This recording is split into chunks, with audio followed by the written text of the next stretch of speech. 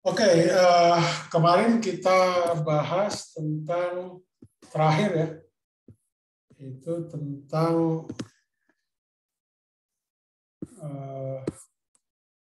saya lupa kemarin tentang apa ya, bukan contoh grup ya, masih tentang ring ya.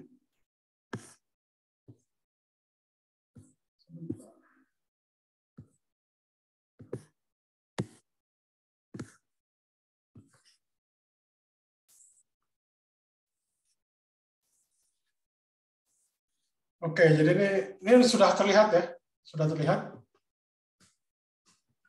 Halo, sudah terlihat? Sudah, Terlihat, Pak. Pak. Sudah ya, oke. Jadi kemarin kita bahas tentang ring atau gelanggang. Jadi ini adalah objek aljabar ya, yang mempunyai dua operasi biner. Operasi biner itu ya dia bersifat aditif dengan perkalian ya. Operasi biner ya. Jadi ini bisa penjumlahan dengan perkalian itu ya bisa apa aja, bisa perkalian matriks, penjumlahan matriks, atau penjumlahan bilangan, perkalian bilangan. Jadi kemarin kita bahas syaratnya itu adalah bahwa R ini dia merupakan grup abelian terhadap operasi biner aditif gitu ya, dan bersifat asosiatif terhadap perkalian. Dan dia mempunyai sifat distribusi kiri dan kanan. Jadi yang pertama itu adalah distribusi kanan, yang satu lagi itu distribusi kiri. Atau kiri dan kanan sama aja sih, bolak-balik. Jadi R terhadap perkalian itu kita sebut namanya groupoid, gitu ya. Jadi tidak harus dia punya inverse, yang jelas dia harus close gitu aja. Kemudian ring dikatakan komutatif itu bila operasi biner perkaliannya itu merupakan komutatif ya. Kemudian ring itu juga mempunyai identitas, ya, identitas kiri dan kanan gitu ya, seperti itu. Nah contohnya nih apa namanya, misalkan apa ini? Jadi contohnya misalkan ini adalah bilangan real ya. Bilangan real itu dia bisa kita bentuk sebagai ring ya, karena perkalian ada elemen yang dia istilahnya bukan nol gitu. Bukan nol, jadi sebentar. Jadi A di sini saya lupa. A di sini tidak boleh sama dengan nol, saya lupa. Jadi tambahan di sini. A di sini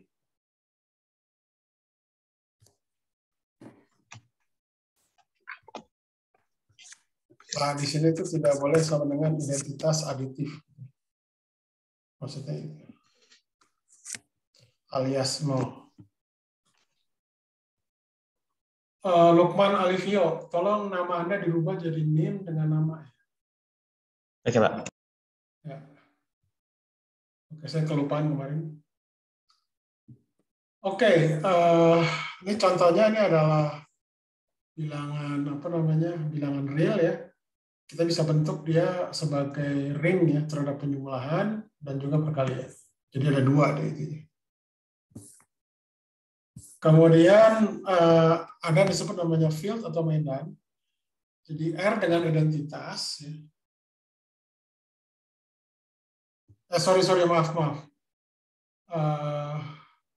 Maaf. Ini tidak harus, sorry. Saya salah. Mohon maaf.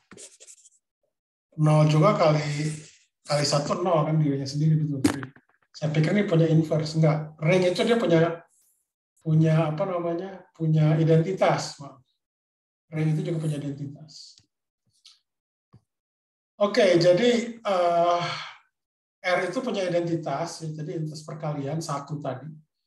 Itu tidak sama dengan 0 gitu ya. Jadi artinya bahwa kalau ada perkalian apa namanya untuk setiap R kecuali A itu untuk setiap A yang merupakan elemen dari R, dan A itu tidak sama dengan 0 gitu ya. Jadi terdapat B itu elemen dari R sehingga A kali B sama dengan B kali A itu sama dengan 1. Jadi artinya bahwa bisa saya katakan B di sini itu adalah inverse dari A. Tapi dengan syarat A itu tidak boleh sama dengan 0. Itu yang dikatakan division ring ya kalau bahasa Indonesia apa ya? Saya division ring. Jadi division ring yang komutatif itu kita sebut namanya medan. Tapi tentunya ini juga bergantung pada definisi buku ya. Jadi buku yang saya ambil itu dari Gilmore dengan satu lagi itu apa ya? Lupa saya. Nanti saya ini kan. Saya lupa namanya bukunya itu. Tetap saya cari deh. Ada, saya lupa. Buku matematik itu tentang aljabar, abstrak aljabar. Oke, kemarin kita udah latihan ya bahwa para kompleks itu dia bisa merupakan ring dan field gitu ya. Asal kalau ring itu dia tidak perlu punya inverse, artinya kalau bilangan para kompleks itu dia misalkan 0 gitu ya, itu tidak masalah gitu. Tapi kalau dia itu field berarti dia harus punya inverse yang bukan. Jadi artinya para kompleks itu misalnya dalam representasi matriks determinannya tidak boleh 0 gitu, kecuali kalau bilangan 0 itu sendiri gitu ya. Jadi kalau ada bilangan ada matriks yang determinannya sama dengan 0 itu berarti kita exclude gitu. Jadi dia bisa kalau ring itu bisa determinannya sama dengan 0 itu termasuk. Tetapi karena khusus untuk field itu dia harus ada inverse ya elemennya. Jadi yang determinannya itu sama dengan 0 itu kita exclude gitu. Jadi artinya determinannya tidak boleh sama dengan 0 untuk jadi field. Itu aja perbedaannya. Baik di para kompleks maupun di quaternion. Jadi secara umum ini adalah matriks atau ring non-abelian gitu. Kalau ring itu non-abelian, ya matriks non-abelian dengan ya determinan sama dengan 0 dengan tidak sama dengan 0 itu bisa termasuk di ring. Jadi karena dia tidak harus punya inverse. Kalau matriks ke matriks gitu ya. Jadi kalau dia itu field itu berarti matriksnya itu harus matriks yang abelian, harus elemen-elemennya yang komutatif perkaliannya. Gitu. Oke, ada pertanyaan?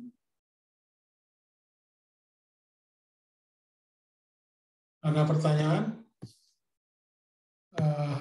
Oke. Nah, sekarang kita mulai bab baru lagi.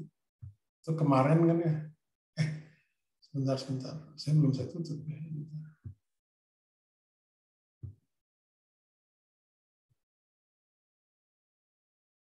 Sebentar ya.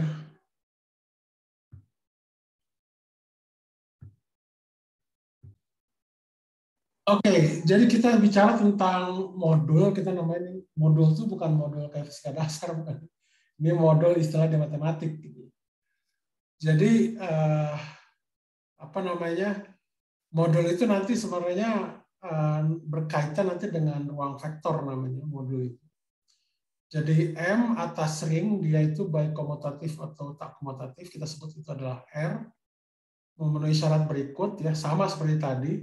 Nomor 1 itu adalah M itu terhadap operasi biner aditif, dia merupakan grup abelian. Gitu ya.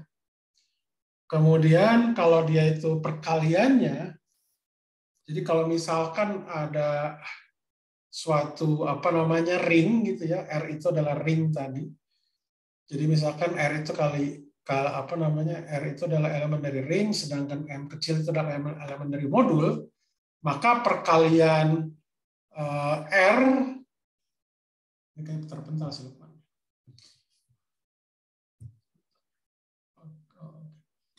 Jadi perkalian antara R dengan M itu harus elemen dari anggota M gitu ya.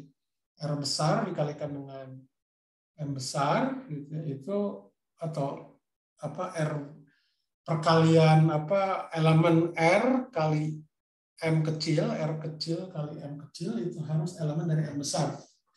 Jadi R harus dari modulnya. Jadi ring atas modul atas ring gitu ya. M itu dikatakan modul atas ring. Gitu. Nah, jadi untuk setiap R dan setiap M gitu ya, untuk R kecil elemen dari R besar dan setiap M kecil elemen M besar itu memenuhi ini seperti sifat distributif ya. Sifat distributif itu artinya R tambah S ya, dalam kurung itu artinya, jadi gini, perbedaannya itu adalah untuk yang di sini, nih, yang saya kasih gambar, sorry.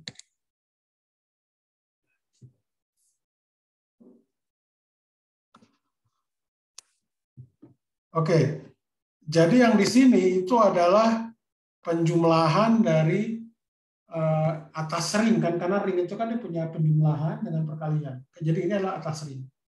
Sedangkan penjumlahan di sini itu adalah penjumlahan yang kita definisikan di modul. Jadi itu berbeda.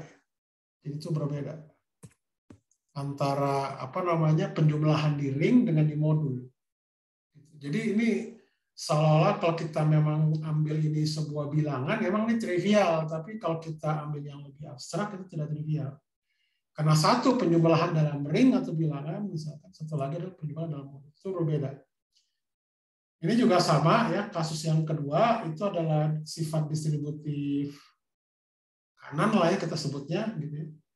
Jadi R dikali M plus N. Nah, M plus N di sini adalah penjumlahan dari modul, itu berbeda ya antara yang I dengan yang I1 dengan I2.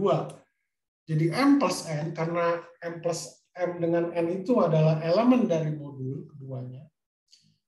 Ya, dia juga berlaku ini bahwa RM ditambah RN itu adalah dia yang memenuhi sifat distribusi kanan.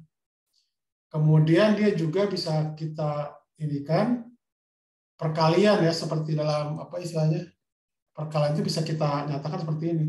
R kali S dalam kurung itu bisa saya nyatakan sama dengan R kali S kali M. Nah, perbedaannya itu adalah kalau R kali S itu ada perkalian di ring. Sedangkan yang tadi saya tunjukkan di sini, yang R kali M itu adalah perkalian antara ring dengan modulnya. Jadi itu berbeda di situ. Oke. Ini mungkin saya kelupaan ada N juga ya di sini.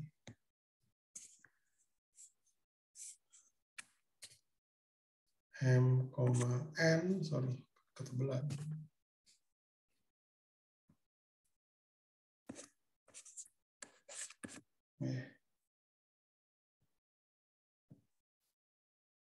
Elemen dari bangsa. Oke, sampai sini dulu tentang definisi modul atas ring. Ada pertanyaan nggak?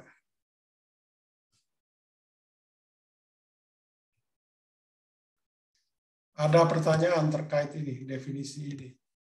Modul atas ring. Oke, ini kita nyebutnya distribusi kanan ya.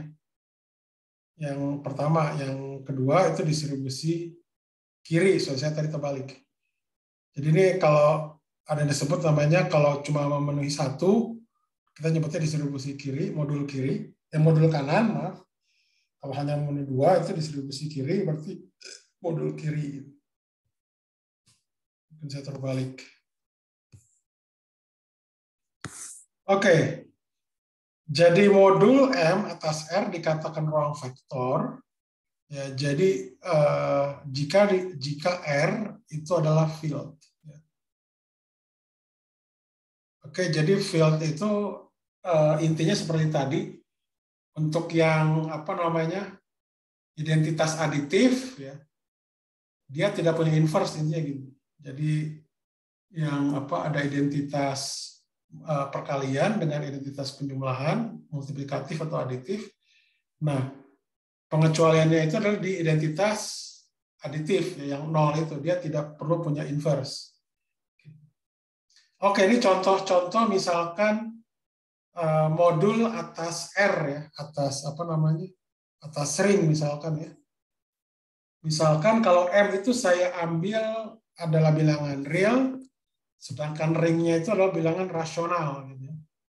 Jadi setiap bilangan rasional dikali dengan bilangan real, itu pasti bilangan real kan? Percaya atau enggak? Ini jelas nggak? Cukup jelas ya? Karena bilangan rasional itu kan dia merupakan proper subhimpunan ya dari apa namanya? Dari bilangan real gitu. Jadi sehingga perkalian bilangan rasional dikalikan dengan bilangan real itu pasti bilangan real. Dan bilangan real itu pasti dia aditif terhadap grup abelian. Jadi maksudnya aditif apa bisa ditukar gitu. Jadi jadi pasangan R dengan plus operasi aditif itu dia membentuk grup abelian. Oke. Sedangkan apa namanya bilangan rasional sendiri itu adalah medan. Jadi dia termasuk di situ ada identitas perkalian dengan identitas penjumlahan. Tapi identitas penjumlahan itu kan tidak sama dengan identitas perkalian. Ini mungkin salah. Maaf, ini ada yang belum upload kan, belum sepenuhnya. Oke. Ya. Oke, nah kita tahu dia itu field atau tidak, ya itu tadi ya. Jadi dia Q, plus itu adalah grup abelian. Jadi Q terhadap perkalian itu adalah grup point. Tapi kalau kita singkirkan pengecualian untuk grup apa namanya titik 0 ya itu dia merupakan grup terhadap perkalian ya kita menyingkirkan nolnya itu karena punya inverse. Nah sekarang kalau dibalik gimana? Kalau dibalik misalkan M itu adalah bilangan rasional, R itu adalah bilangan real, itu tidak bisa ya, tidak bisa karena perkalian bilangan rasional dikalikan dengan bilangan real itu tidak harus selalu rasional gitu kan, bisa irasional. Jadi makanya kalau dibalik itu tidak bisa. Jadi sebenarnya kita dalam membentuk modul ini intinya kita mencari himpunan yang lebih besar, misalkan ini adalah bilangan real. Kemudian himpunan subhimpunannya itu apa? Misalkan bilangan rasional. Atau misalkan himpunan bilangan bulat pun juga bisa. Himpunan bilangan bulat, maaf. Kalau bulat mah mungkin nggak bisa ya karena dia harus ada perkalian itu ada group point, ada inverse juga ya. Ya jadi kalau untuk yang bilangan bulat nggak bisa, jadi minimal bilangan rasional ringnya. Sampai sini dulu pertanyaan nggak terkait modul dan ruang vektor? Ada pertanyaan?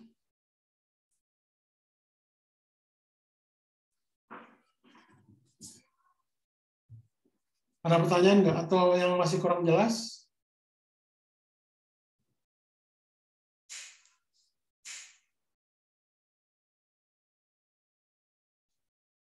Oke, kita lanjutkan ya. Kalau tidak ada. Jadi ini tidak bisa ya. Karena perkalian antara bilangan rasional dengan bilangan real itu tidak menjadi bilangan rasional gitu. Jadi nyatanya dia adalah bilangan real yang ini tidak mungkin sama dengan modulnya. Jadi syaratnya memang harus ring itu dia merupakan subgroup subhimpunan dari M. Ini contohnya misalkan begini. Kalau misalkan M-nya itu adalah bilangan real dan ringnya itu bilangan real, ya, perkalian antara bilangan real dengan bilangan real pasti bilangan real. Oke? Itu bisa.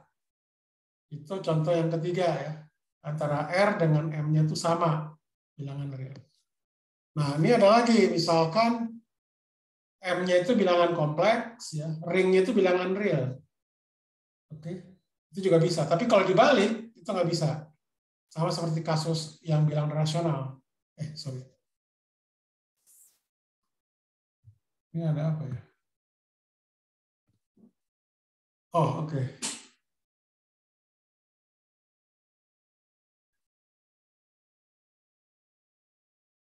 Kenapa kita harus mendefinisikan? Nah, oke. Jadi kenapa kita perlu mengenalkan besaran yang disebut namanya modul? Karena nanti kita akan mempelajari yang disebut namanya ruang vektor. Ruang vektor itu hal yang abstrak.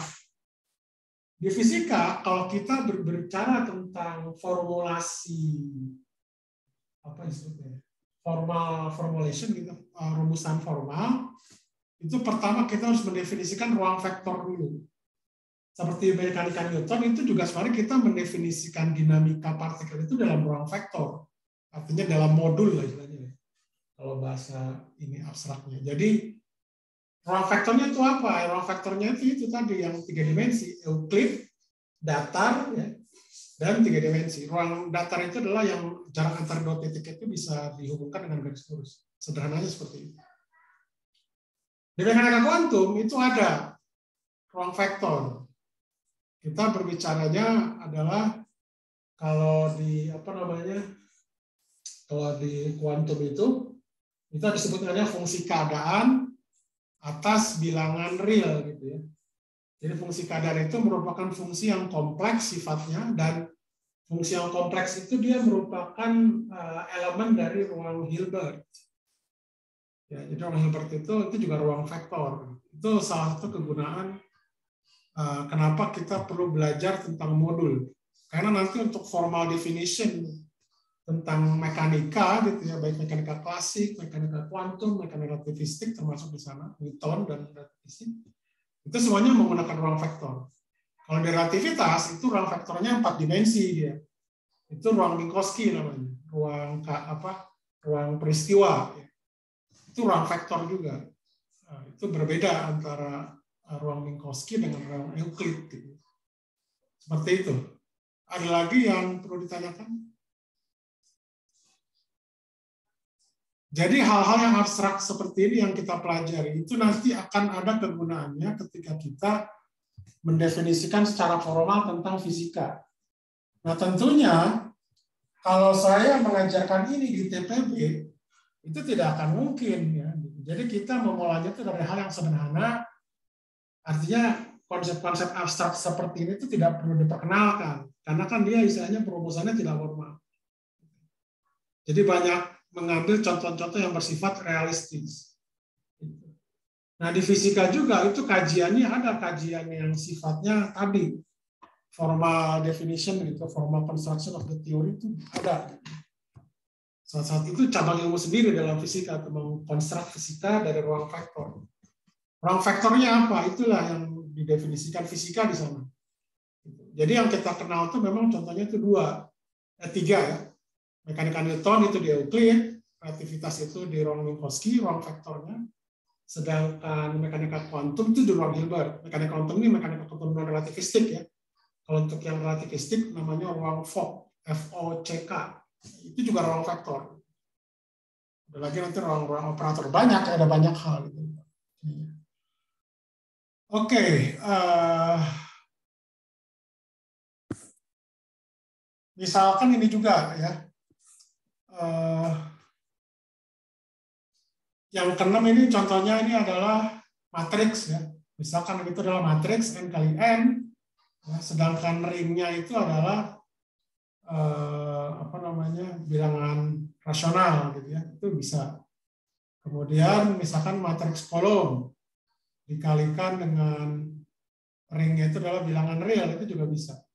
Nah biasanya yang 7 ini tuh biasanya dipakai untuk mendefinisikan ya tadi ruang vektor misalkan di Euclid gitu ya, n itu berarti 3. Kalau di ruang Minkowski n-nya berarti 4. Kalau di ruang Hilbert itu n-nya bisa tak berhingga gitu. Tapi di ruang Hilbert sendiri itu ada subruang lagi, subruang vektornya itu bisa jadi lebih berhingga dimensinya. Oke, sampai sini dulu pertanyaan nggak terkait ini. Jadi artinya kita mengkonstruk modul atas ring itu, himpunan M itu harus istilahnya lebih besar atau include ke himpunan yang mau kita pakai untuk ring. Contohnya ini misalkan kompleks, M-nya, M besarnya, ringnya itu adalah bilangan real. Atau keduanya kompleks bisa. Atau M-nya itu adalah matriks kali matriks ya, matriks matriks gitu ya. Kalau yang ringnya itu adalah bilangan real. Atau misalkan matriks kompleks juga bisa. Atas ringnya itu real. Atau dia itu ringnya juga kompleks juga bisa. nggak masalah. Oke, ada pertanyaan lagi nggak sebelum saya lanjutkan? Itu contoh-contoh. Oke, berikutnya ini sebagai contoh ruang apa tadi ini yang terakhir ya, yang saya inikan.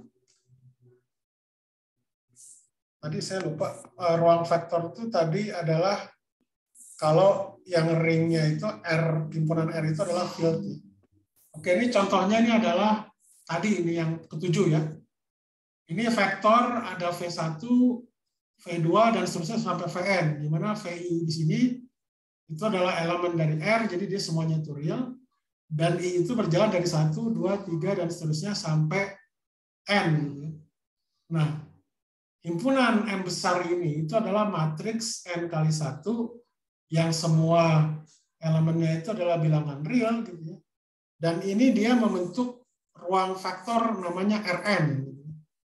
Rn itu ya berarti kita perkalikan aja bilangan real sampai N buah kali. Seperti itu. Jadi N-nya mau berapa? Biasanya N di sini itu dia finite.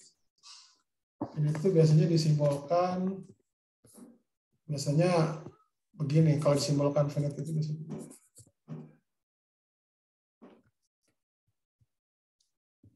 Oke. Nah, R-nya itu adalah bilangan real. Ya, jadi pasang apa istilahnya ini bukan triple. Ada apa? Ada doublet, ada singlet, pasangan ada ini himpunannya ada 4 berarti. Ada dua himpunan ya, M dan R.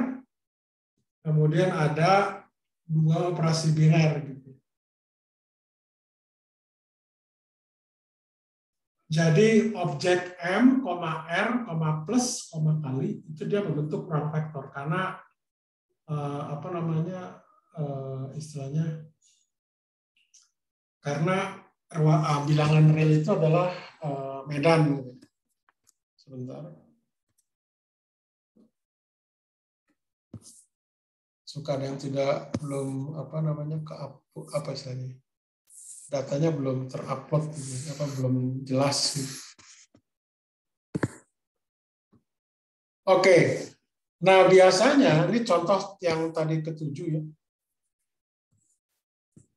Oke.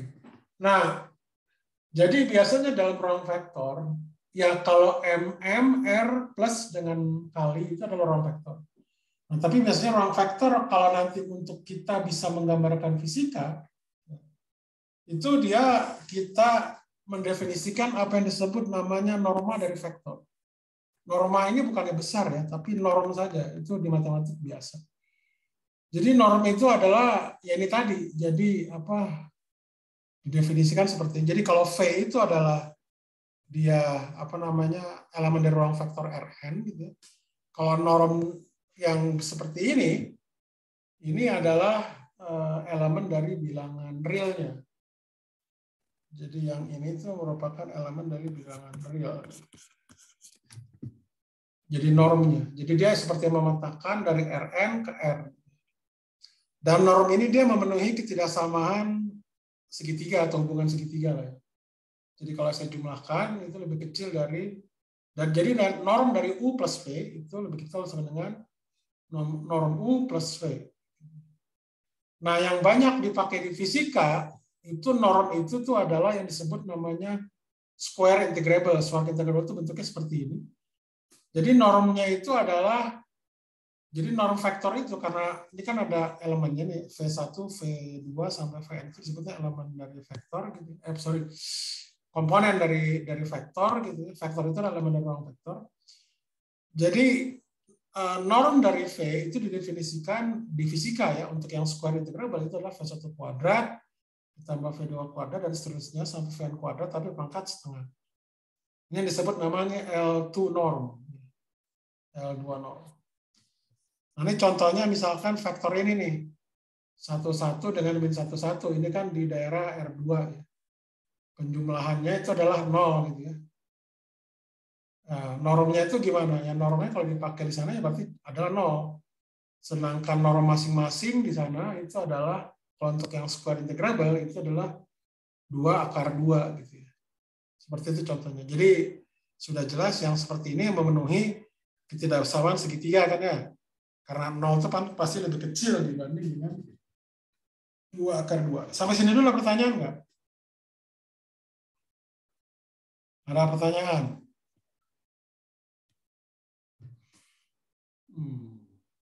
Pak, izin bertanya, Pak. Ya, silakan.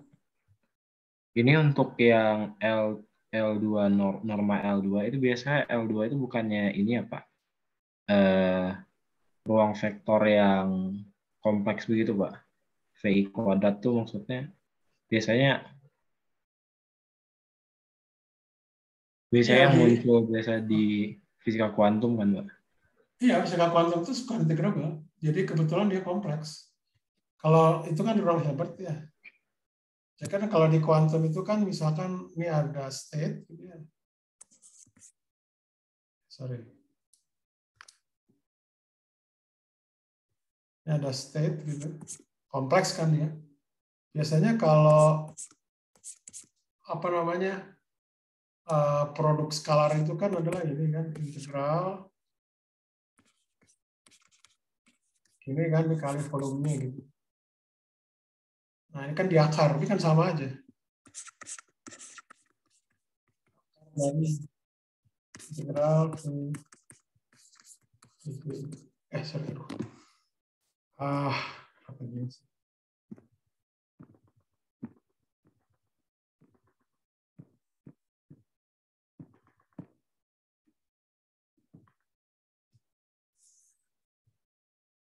Mohon maaf. Jadi ini adalah integral si ini yang disebut ini square integrable namanya. Jadi nanti kalau Anda kan biasanya kalau si ini kan adalah ini. Misalkan jumlahan dari n misalnya dari 0 sampai 2. Ini ruang Hilbert ya. n misalkan ini basisnya n.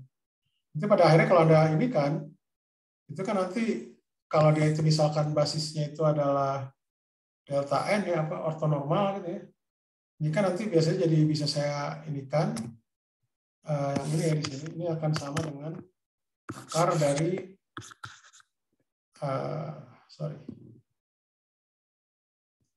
jumlahan n km kuadrat. Ini juga kan square integrable.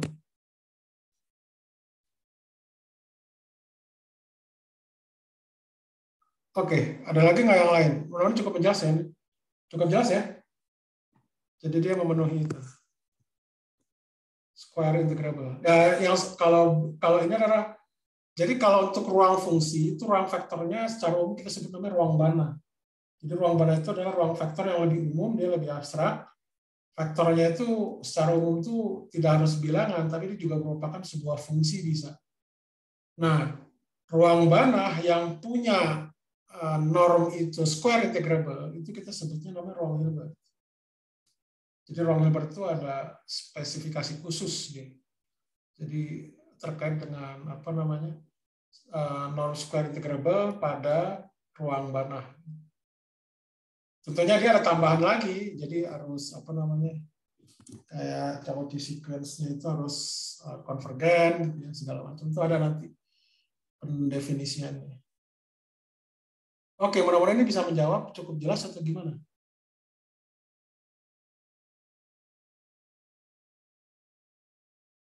Ada lagi nggak yang lain pertanyaan? Oke, ini saya hapus ya.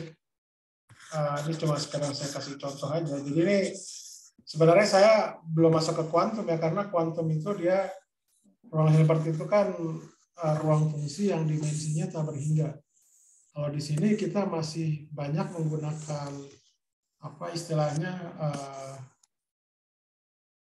penggunaan istilah ruang vektor itu dia untuk mekanika klasik lah, bukan mekanika kuantum. Walaupun sebenarnya itu bisa aja gitu ya, kita pakai untuk mekanika kuantum. Cuma itu kan Anda udah pelajari di apa namanya di fisika kuantum ya atau di fisika kuantum lanjut. Oke, ada lagi pertanyaan yang lain? Sebelum saya lanjutkan. Oke, nah ini juga ada yang disebut namanya LP ya, LP norm. Biasanya LP norm itu ya kita definisikan seperti ini. Jadi jumlahan ininya. Jadi norm itu dia ada banyak bentuk ya. Yang penting dia memenuhi persamaan ketidaksamaan segitiga aja. Norm itu syaratnya itu. Bentuknya boleh apa aja, terserah, bebas. Gitu. Nah, ini yang saya sebutkan yang sering dipakai termasuk yang di matematik itu ada namanya LP norm. LP norm itu biasanya tadi kalau yang tadi itu adalah kuadrat, ini adalah misalkan VI pangkat P gitu dijumlahkan terus diakar jadi 1 per P gitu. Seperti itu namanya LP norm. Kalau P-nya sama dengan 2 itu nanti yang jadi yang namanya square integrable. Kemudian juga dalam ruang vektor juga bisa kita perkenalkan yang namanya vektor basis ya. Vektor basis itu adalah vektor satuan, itu artinya normnya itu sama dengan 1 ya. Jadi kalau Anda bisa ini kan V-nya itu ada bisa kita nyatakan sebagai tadi VI di situ itu kita bisa nyatakan sebagai penjumlahan VI dengan vektor basisnya. Jadi bisa kita nyatakan dengan vektor itu bisa kita nyatakan dengan vektor basis lainnya gitu. Jadi dia ada komponen vektor dengan basis vektor. Di mana VI di situ itu adalah bilangan real untuk setiap I dari 1 sampai N. Gitu. Dan untuk yang kasus dimensi yang berhingga gitu ya, dimensi dari M itu terkait dengan jumlah vektor basisnya. Jadi kalau di sini kebetulan Rn itu berarti ada vektor basis itu ada N2. Oke, itu terkait dengan vektor basis. Nah, yang kedua dalam fisika juga yang nanti kita sering pakai itu adalah disebut namanya produk skalar. Jadi produk skalar itu adalah ya bilinear mapping lah ya. Bilinear itu maksudnya yang memetakan 2 vektor ke real. Gitu. Contohnya itu ada produk skalar contohnya. Jadi artinya misalkan V.U gitu, itu adalah elemen dari R di mana produk skalar dari 2 buah vektor basis itu sama dengan delta IJ yang disebut namanya delta Kronecker. Jadi dia itu sama dengan 0 kalau I tidak sama dengan J, 1 ketika I sama dengan J. Contohnya misalkan delta Kronecker itu dalam bentuk matriks itu matriks satuan gitu. Oke. Dan produk skalar ini itu bersifat non-degenerate. Maksudnya non-degenerate itu begini. Kalau V.U itu sama dengan 0, maka vektor V sama dengan 0 atau U sama dengan 0. Itu dikatakan non-degenerate. Jadi itu non-degenerate. Jadi kalau lihat tuh V.U sama dengan 0, itu V sama dengan 0 atau U tidak sama dengan 0. Itu masih non-degenerate. Beda hanya ortogonal ya. Ortogonal mah V dan U-nya itu tidak sama dengan 0, tapi produk skalarnya sama dengan 0, itu beda. Itu bukan masalah non-degenerate. Masalah non-degenerate itu begini. Jadi V.U itu ketika sama dengan 0, itu harus V sama dengan 0 atau U sama dengan 0. Itu maksudnya itu adalah tidak ada komponen yang jadi masing-masing komponen itu saling bebas. Jadi kalau dia itu degenerate itu berarti misalkan ya bahwa vektor basis yang ke n misalkan bisa saya nyatakan dalam vektor basis yang selain n misalkan ya, misalkan yang ke-1, kedua, ketiga itu degenerate namanya. Kalau non degenerate itu semuanya itu saling bebas, berarti antara I untuk setiap I dari 1 sampai N itu tidak ada ketergantungan dengan yang lainnya. Gitu, seperti itu. Oke, dan juga lebih mudahnya begini, kalau degenerate itu, kalau non degenerate itu tidak ada nilai eigen yang 0. Gitu. Jadi contoh yang degenerate itu misalkan seperti ini, 0, 1, 0, 0 gitu ya. Ini kalau dikalikan, ya, didotkan, itu akan menjadi vektor 0. Ya. Jadi nilai eigennya itu 0, bisa 0.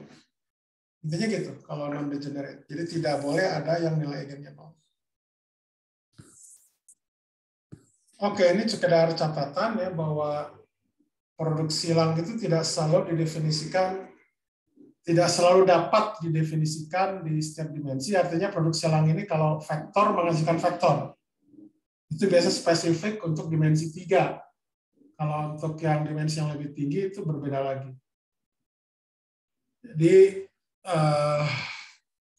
apa namanya? Kemudian yang kedua, produk skalar itu bersifat non-degenerate tadi ya. Jadi U dot V itu sama dengan 0, itu artinya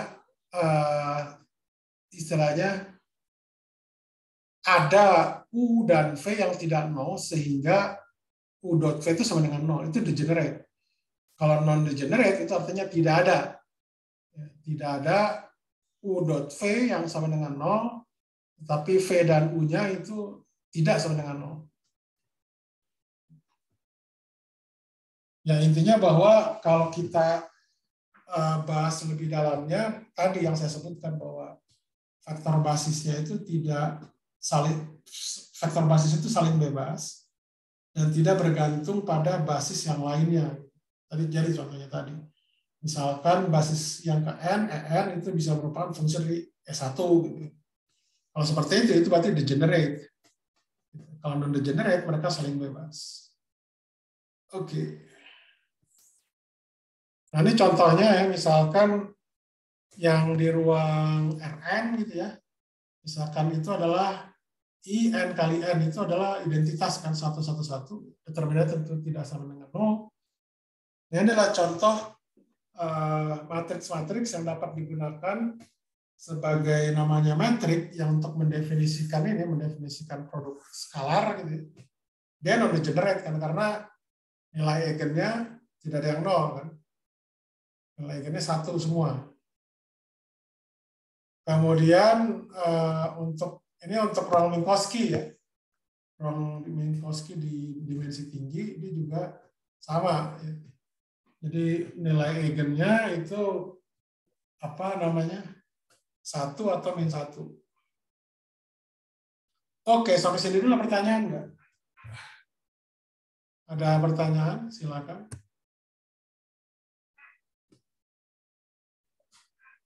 Pak, sebenarnya saya masih ada pertanyaan Pak yang berkaitan sama ruang L2 tadi. Yang mana? Yang L2 tadi ya? Yang di atas Pak. Nah, ya ini. Kenapa? itu tuh kan biasanya di norma dari suatu vektor pada ruang L2 itu juga bilangan real kan Pak? Kenapa? Sorry, maaf, suara Anda. Kenapa? Biasanya norma dari suatu vektor dalam ruang L2 itu juga bilangan real kan Pak? Jadi saya ngambilnya contohnya untuk bilangan real. Saya Jadi, mikirnya gini Pak, karena L2 itu semacam ruang vektor kompleks, makanya di sini dia L2 itu norma, kita norm. L2 itu adalah norm. Jadi istilah gini, ada ruang vektor, ada norma. Jadi ruang vektor itu tidak harus memenuhi, misalnya nggak mau nih, sorry. Ruang vektor itu tidak harus ada norm. Oke. Nah, tapi kalau ruang vektor tidak bernorma, misalnya tidak punya norm, itu tidak ramai lah, gitu. Tidak banyak yang bisa kita bahas, hanya sifatnya abstrak saja. Nah, kalau di fisika, itu ruang vektor itu namanya ruang vektor yang punya norma, yang bernorma gitu ya. Norm itu tadi ya kasarnya itu adalah besar vektor lah gitu. Yang paling mudahnya itu besar vektor gitu. Tapi norm itu sebenarnya suatu pemetaan aja, pemetaan dari vektor ke ring gitu ya. Jadi tidak harus dia itu merupakan sebuah apa istilahnya yang kita sebut bilangan, ya bisa macam-macam sih gitu.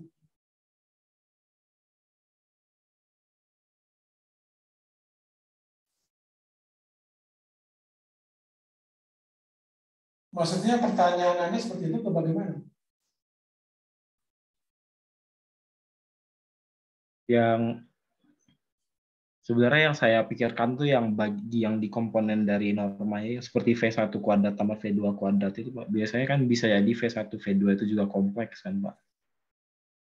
Oh, Sedangkan oke. Kalau itu hasil kompleks normanya maksudnya. Oh iya, Yang bisa V1 aja, nggak masalah, bisa. Cuma saya mengambil di sini itu yang untuk yang real gitu, untuk yang kompleks bisa aja CM itu nanti.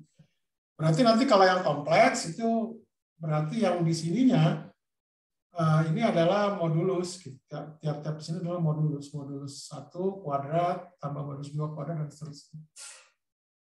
Begitu kalau untuk yang kompleks. Bisa aja nggak masalah. Cuma ini saya dispesifikan untuk yang real dulu aja. Kompleks tuh bisa. Ya bahkan jangankan itu bilangan kompleks. Tadi saya bilang. Ruang vektor yang lebih abstrak pun yang ruang fungsi ya seperti di Main Quantum itu yang ruang Hilbert itu juga bisa. Itu ruang Hilbert sendiri juga vektor. Itu vektor. Ruang vektor. Ya itu bisa aja kalau mau mengambil kompleks bisa aja. Nggak masalah. Atau jangankan kompleks deh, misalkan Anda mau ambil yang quaternion juga bisa. Yang penting Anda bisa mendefinisikan normnya, dan normnya itu memenuhi ketidaksamaan segitiga, ya benar. Kalau itu tidak dipenuhi, ya berarti dia bukan merupakan norm.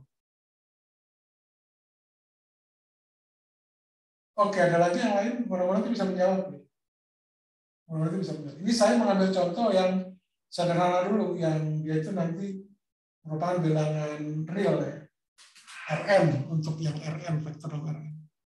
Nanti ujung-ujungnya ini kita bisa mendefinisikan misalkan ya, kalau Anda kan merumuskan mekanika Newton itu dalam R3, ya, kalau dalam Rn seperti apa?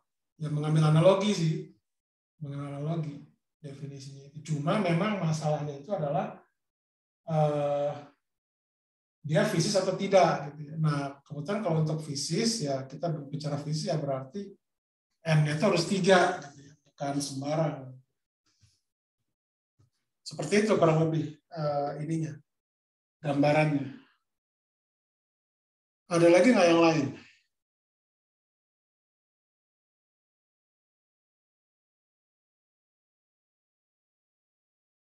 Ada lagi yang lain?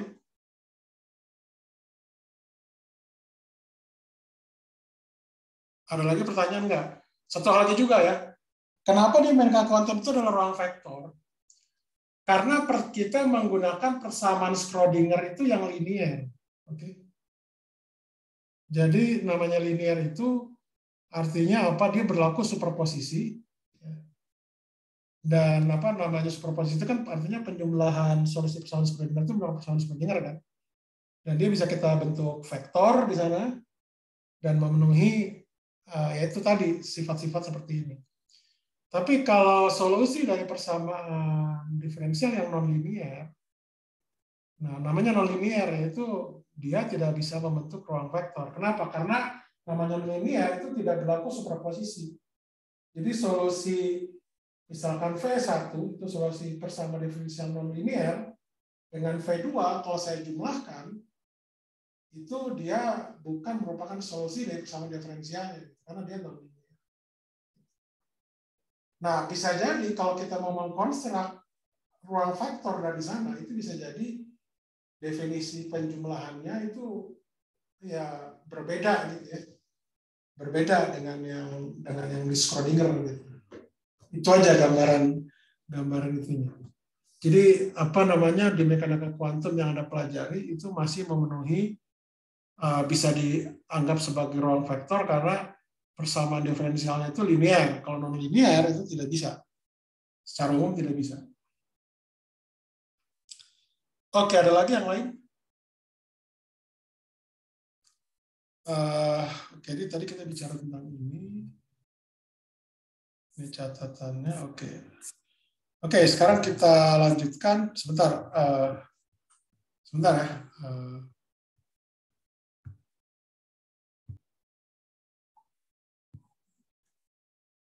Oke, jadi V di sini adalah elemen vektor gitu ya.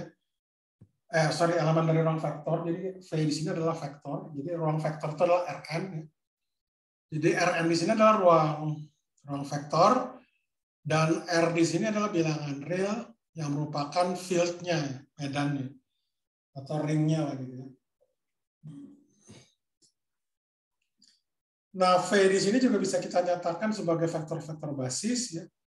Di mana komponennya di sini itu merupakan apa namanya, bilangan real yang merupakan elemen dari medannya ya, dalam hal ini bilangan real. Nah, kemudian ada lagi disebut namanya ruang vektor linear. Saya ambil nih untuk yang ya, ini ada definisi abstraknya tadi seperti modul gitu ya. Tapi saya lebih spesifik nih, kita ini kan untuk yang Rn gitu ya. Jadi ruang vektor linear itu dia ada yang disebut namanya transformasi yang linear. Jadi V itu bisa kita transformasikan ke V prime dan dia juga merupakan elemen dari Rn, ruang vektornya. Nah, jadi transformasi linear ini itu adalah bentuknya seperti ini. Jadi V prime itu bisa saya nyatakan adalah O dikali dengan V, di mana O di situ adalah sebuah operator lah ya, bisa jadi operator, bisa matriks ya, dan lain sebagainya. Jadi secara umum, ini kalau misalkan Anda bayangkan aja matriks, gitu ya, karena di Rn di sini, berarti O di sini itu adalah matriks N kali N. Jadi dia harus N kali N. Sehingga, nah ini adalah bentuk transposnya. Kalau saya transpose gitu ya, itu bentuknya akan jadi seperti ini. Jadi V transpose kali O transpose. Nah, jadi kalau apa namanya, tadi kan kita mendefinisikan produk skalar ya, produk skalar pada Rn gitu ya, ini didapatkan bahwa V dot W itu adalah VI kali W. Nah, ini Anda bisa buktikan ya, bahwa produk skalar ini adalah invarian. Ya, jadi apa namanya, V dot W itu sama dengan V transpose kali W.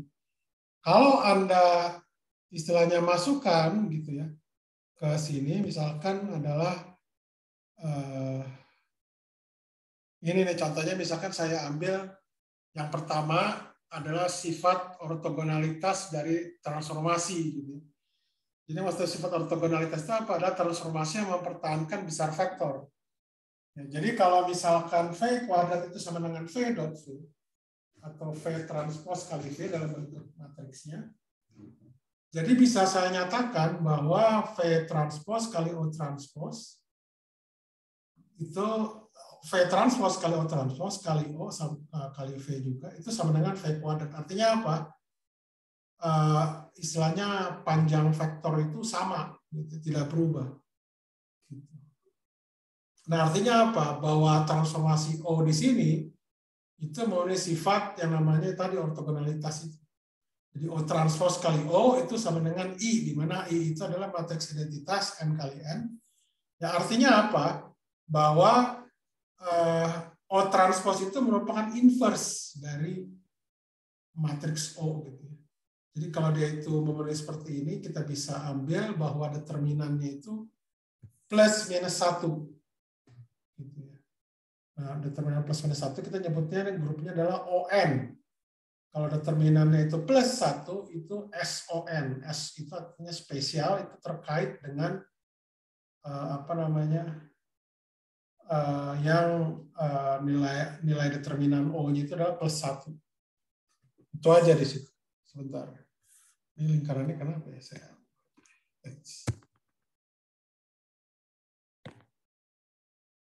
Maaf. Ini saya tulis plus minus. Plus minus. Oke, itu kita nyebut itu adalah SON dengan ON. Jadi Anda bisa bayangkan kalau pada Rn itu berarti O-nya di situ adalah matriks N kali N. N kali N. Ini contohnya misalkan untuk yang, bentar, ini 2 kali 2 harusnya, bukan 2 kali N. 2 kali 2. Mohon maaf. Ini adalah 2 kali 2. Itu jadi misalkan O di sini itu adalah ABCD, kemudian O transpose-nya itu adalah ACBD kan. Saya transpose ACBD. Nah, berarti kalau O transpose kali O sama dengan 1 itu bisa saya dapatkan sama dengan apa? A kuadrat plus C kuadrat itu sama dengan 1. Kemudian B kuadrat plus D kuadrat itu sama dengan 1. Sisanya AB plus CD itu sama dengan 0. Oke. Dan AB, CD itu sama dengan 0 itu terkait dengan determinan. Jadi kalau saya masukkan ke determinan bahwa dia torus sama dengan plus minus 1, berarti bisa saya dapatkan bahwa determinan O itu sama dengan A per D,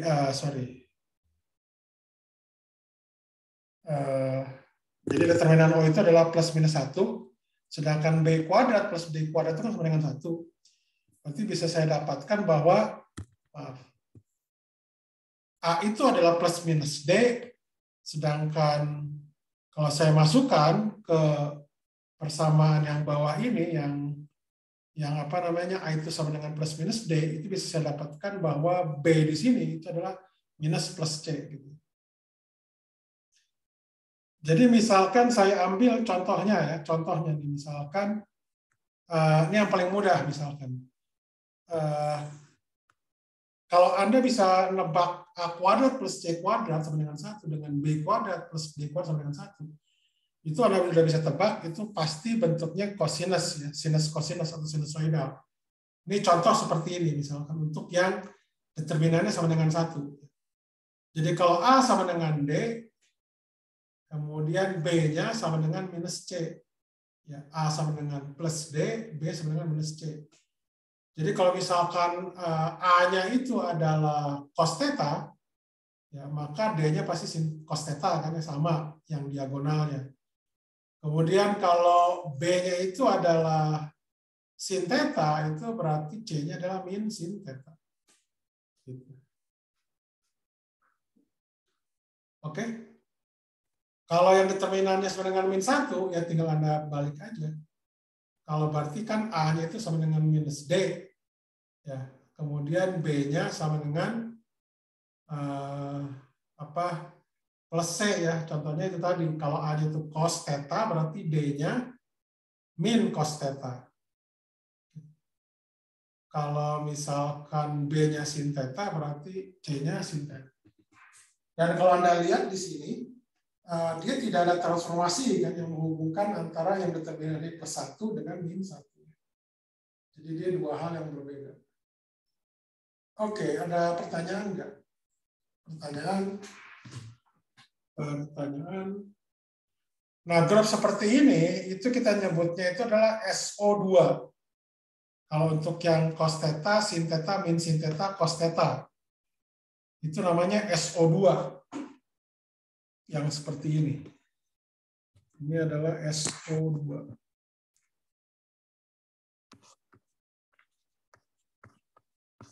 Karena determinannya 1 gitu ya. Nah, tapi yang umum itu kita nyebutnya O2. Jadi O2 itu adalah yang lebih luas, bukan hanya determinannya 1.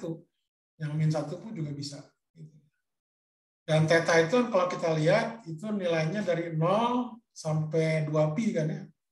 0 sampai 2pi. Nah, karena apa istilahnya elemennya itu terbatas dari 0 sampai 2pi beserta kelipatan bilangan bulat, karena dia terbatas parameternya.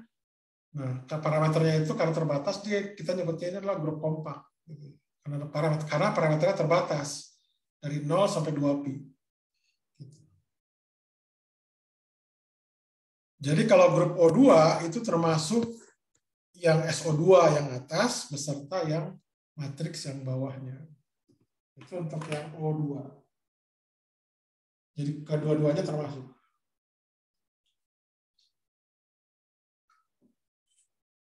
Ada pertanyaan nggak? Pertanyaan.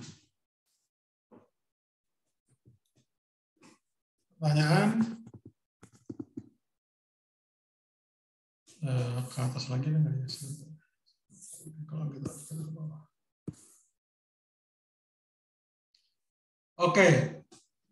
Sekarang kalau 3x3 gimana? Atau lebih besar gitu ya, secara ortogonalnya. Nah ini kalau misalkan saya tinjau matriks n kali n, parameter bebasnya itu berapa? Misalkan matriks 2 kali 2, elemennya ada berapa? Elemennya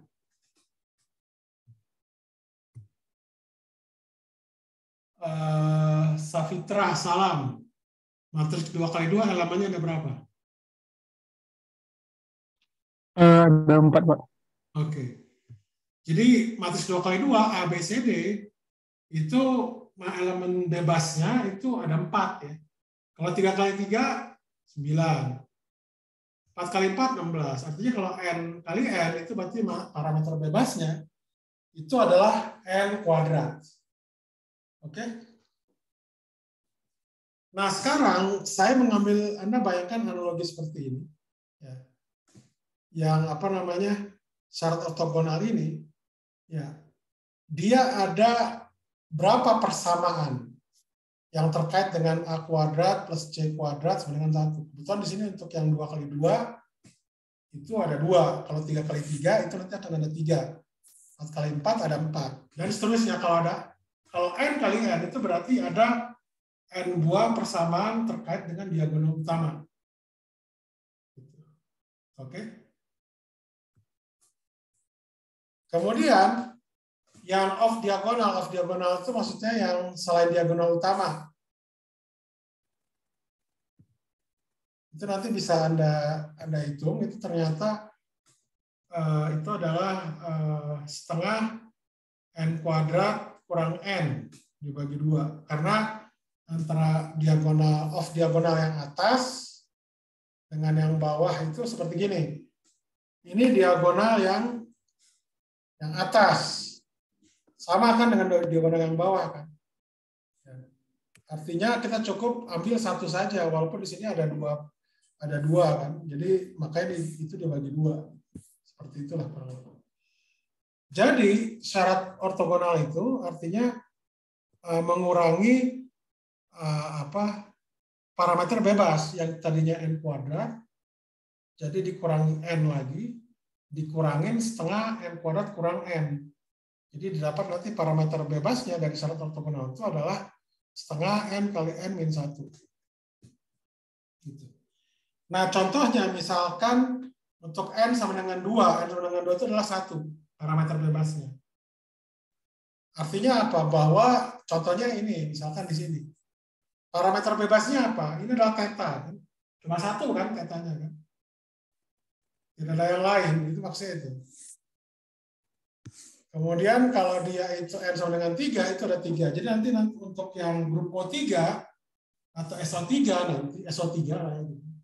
Itu nanti akan ada 3 sudut. Kalau untuk yang N sama dengan 4, ada 4 sudut. Jadi seperti itu. Ada pertanyaan nggak? Nah ini penjelasan itu kemarin tadi saya lupa. Ini ada penjelasannya. Jadi yang off diagonal itu tadi, yang warna hijau ini yang dicantrang ini. Ini kan ada 2, bentuknya sama, maka dibagi 2. Jadi ini sebenarnya 2 syarat ini itu terkait dengan determinan O sama dengan 1.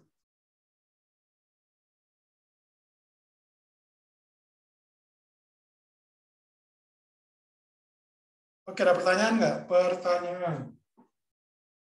Itu yang secara umum untuk grup ON atau SON.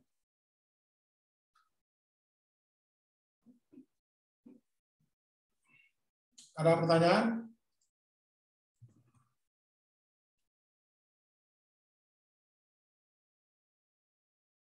Pertanyaan.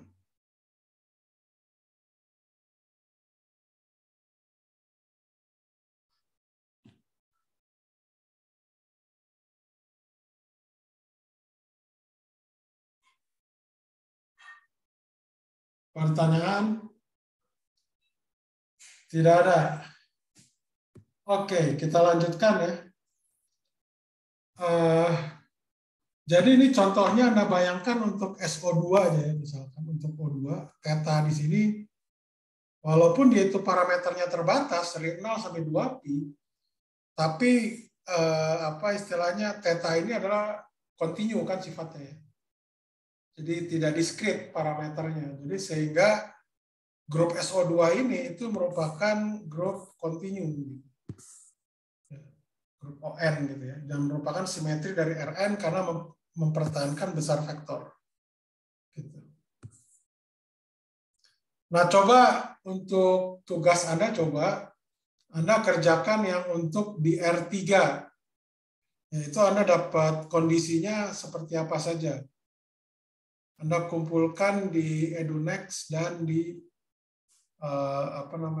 di Teams ya. Untuk ini latihan, untuk latihan lah, terhitung latihan. Jelas ya tugasnya ya. Jadi dari syarat ortogonal seperti ini, Anda cari syarat A, B, C, D, E, F, G, H, I. Itu seperti apa aja syaratnya.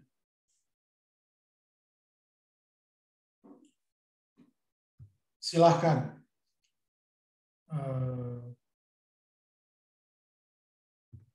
Ada pertanyaan dulu nggak sebelum saya ini kan? Ada pertanyaan?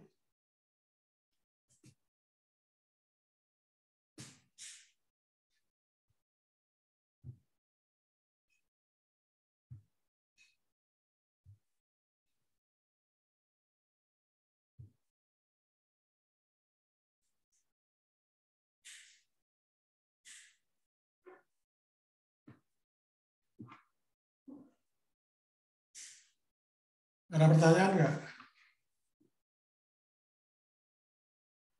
Dari saya tidak, Pak. Oke. Jadi cukup jelas ya berarti ya. Jadi tolong Anda kerjakan aja itu. Di kertas A4 lah ya, Anda bisa mengerjakan di kertas A4 atau Anda kerjakan di tab ya. Tapi nanti Anda mengumpulkannya dalam bentuk PDF.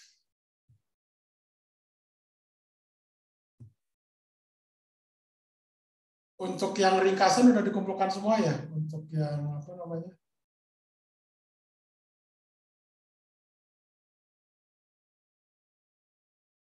Nah, itu ada yang tugas 3-nya itu untuk yang minggu keempat ya. Orang dikumpulkan itu docx ya.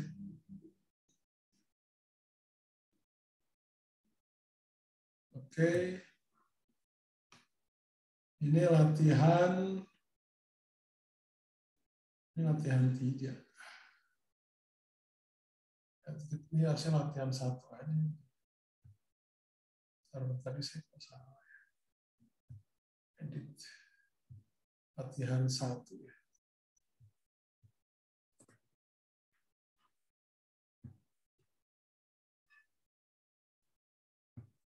Coba saya namakan aja. So, create latihan 2 ya.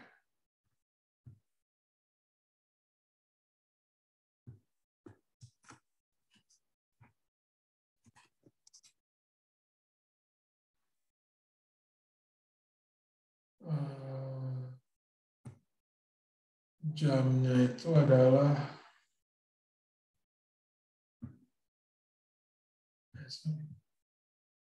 sekarang Rabu kan.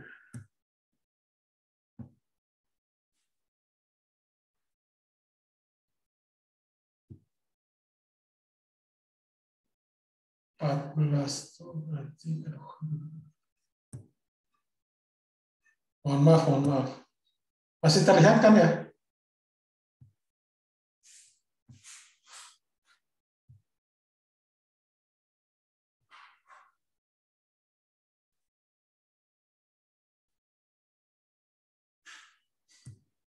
Jam 2.40. Ya 30 menitan lah itu.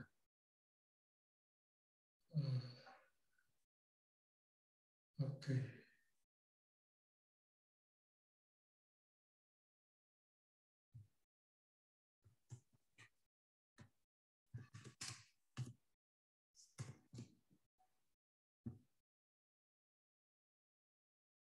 Ya, Anda kumpulkan di Teams ya, itu latihan 2.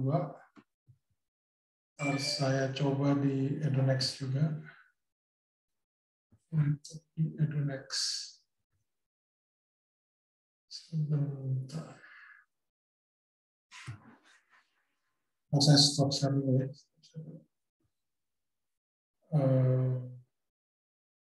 EduNext yang mana tadi? EduNext. Oh iya.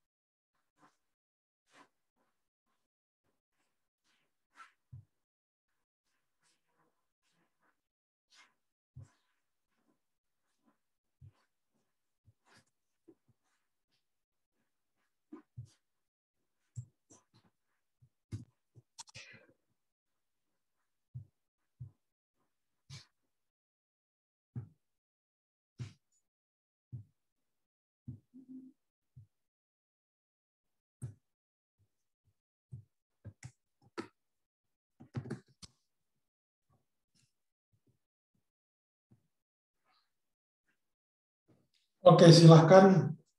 Nanti Anda uploadnya di dua itu ya, di dua apa namanya?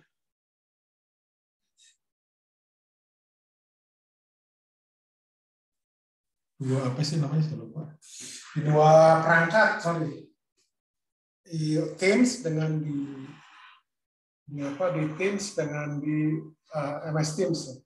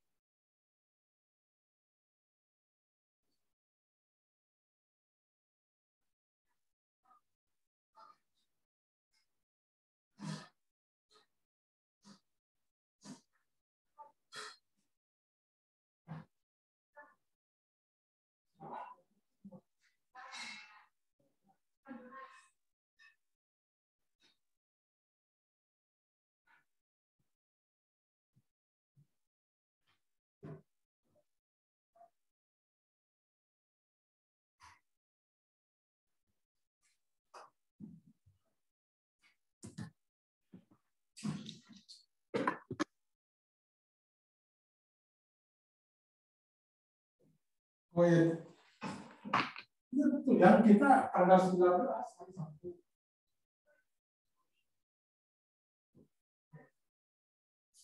Tanggal 19.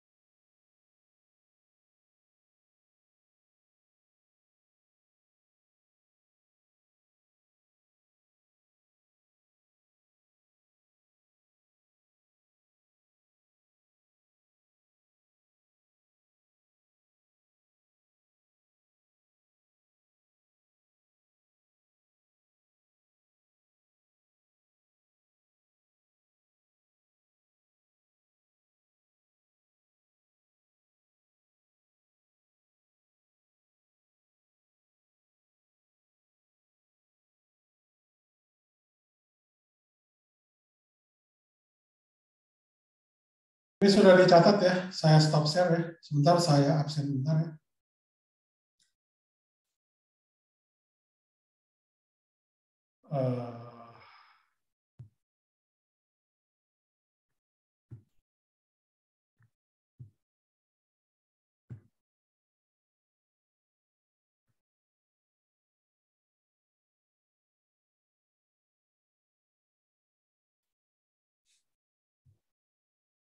Safitra Alif.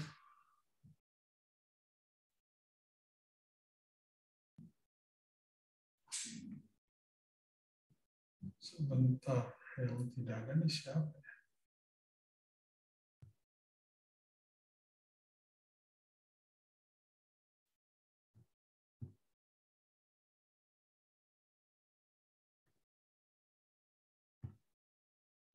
Di sini Dharma nggak ada ya? Ada yang tahu kabarnya nggak Dharma? Paling biasa ketiduran, Pak.